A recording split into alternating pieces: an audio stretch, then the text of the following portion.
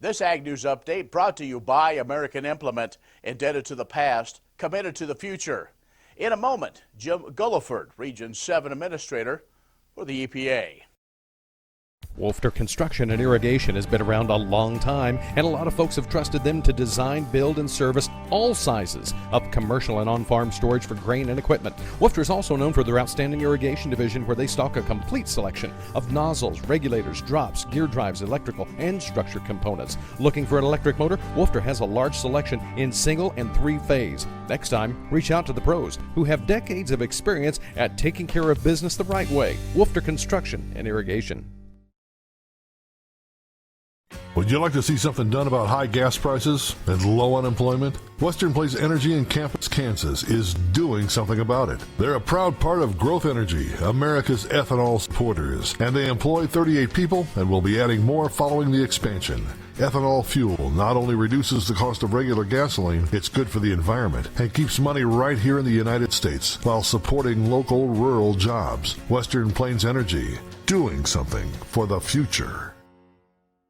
And joining us now is the Region 7 Administrator for the Environmental Protection Agency, Jim Gulliford. He is out of the Kansas City office. That's the home of Region 7. Always good to catch up with you. Thank you. It's delightful to be here. Again, the opportunity to communicate with, the farmers and ranchers of our region is always important for us. Well, Region 7 is one of those that you have a myriad of issues, and one of those that seems to be somewhat of a success story anyway of a public-private partnership, and that is dealing in the springtime with the burning in the Flint Hills, right. and not only making sure that ranchers can get that tool taken care of, but with the wind and everything and those issues, there's been some seemingly a better understanding Sure. relationship now.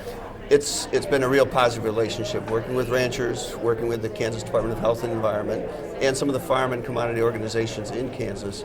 The real importance of the issue is that we know that the value of the prairie and the tallgrass prairie in the Flint Hills really depends upon the introduction of fire to it. It was that way before pre-settlement, and now as we settle the area, if we don't have that burning, two things happen. One, we're going to lose the incredibly important ecosystem that exists that was there naturally, again, the tallgrass prairie. And secondly, the farmer and the rancher rely on that tallgrass prairie to graze cattle in the summer. So what our interests are is to maintain both of those, plus the third issue, again, is air quality in our cities. So we want to spread out the burning season. And the research has shown that we can do that, and you'll still get a good regrowth of lush vegetation and grasses for the cattle business that's there. And at the same time, we can protect air quality in our communities where, again, since with all of the traffic that goes through there, all of the industry, we're sort of on that edge from an air quality standpoint. I know here in Kansas, when that starts a few days later, Lincoln, Omaha, Nebraska, we get on the horn and we talk about this, right. And people sometimes can't figure out what's going on, and then there's been a lot of back and forth, but it seems like you really brought all the stakeholders together to work on a plan that as best we can have a win-win for everybody. Yes, and that's the whole point, is we've got to have all three of these in consideration: the air quality, the value of it from a ranching standpoint, and the ecosystem there. One of the things that we found, though, is that another one of the threats to the tallgrass prairie is invasive species. And we found that fall burning of the prairie does a better job of eliminating the Lespedeza and some of the woody vegetation that's there. So we've got ranchers now that are burning in the fall. They're still getting a good regrowth for their cattle grazing, and they're also then dealing with invasive species. And to our benefit, that again spreads out that burning season, which is one of our long-term goals. And it's truly is a science to get that. It's amazing to watch. Exactly. We've had our Office of Research and Development has been out there taking air samples in both seasons, spring burning as well as fall burning, and looking again at what are the air implications from an air quality standpoint. Jim Gulliford, who is the administrator for Region 7 of the EPA, is joining us. Take a quick break. We'll be back with more in just a moment.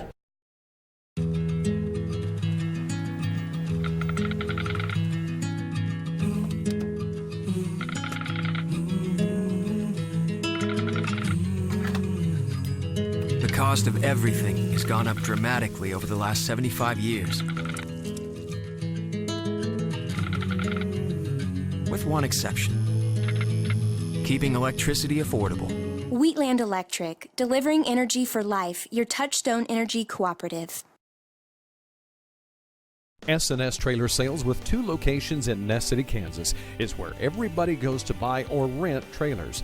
They feature the all-new, all-aluminum Mauer grain trailer with all of the electric options, the easy-to-load detached trailers, and a huge stock of header trailers. At the West location, you'll find bumper pulls, goosenecks, and oilfield specialty trailers, along with flat and utility beds for pickups. S&S Trailer Sales in Ness City and on the web, but remember, you do have to spell out the "and." And joining us, Jim Gulliford, who is the administrator for Region 7 of EPA. And the last thing we talked about burning in the Flint Hills and air quality. Let's talk water quality. Of course, waters of the U.S., WOTUS has been one that we've talked about forever, but it's getting opened back up again and getting a second shot. We're working through the process to rescind the previous 2015 rule on waters of the U.S.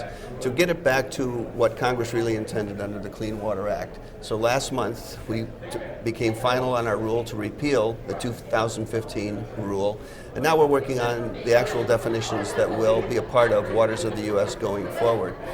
And again, the goal there is to understand what the federal government's limits are as authorized in the Clean Water Act, and make sure that farmers know what they can do and what their rights are as again, owners of land. Well, and it's one of those that situation that little ponds or streams, common sense, I think, is what anybody, any landowner, anybody that utilizes water wants. Right. It really it respects the landowner's rights to make determinations as to what is appropriate, so long as it doesn't affect the true waters of the United States. And those are, again, rivers and streams that affect navigation and other uses of our water. So it really does get back to, I think, what Congress intended, and we feel that that's our responsibility, is to represent the statutes that Congress gives the agency. So once WOTUS, that's going to be quite a long process. Through that, as that all goes as well, still water quality issues that is an ongoing situation. Sure, and again, what better group to work with than farmers and ranchers who appreciate their land, they appreciate the challenge they have of raising crops and using additions, products like fertilizer, pesticides in a responsible way. So they're not interested in seeing problems in the water, and to be able to work with them and find solutions that meet their needs and also protect our water resources is actually, it's a very enjoyable part of our work.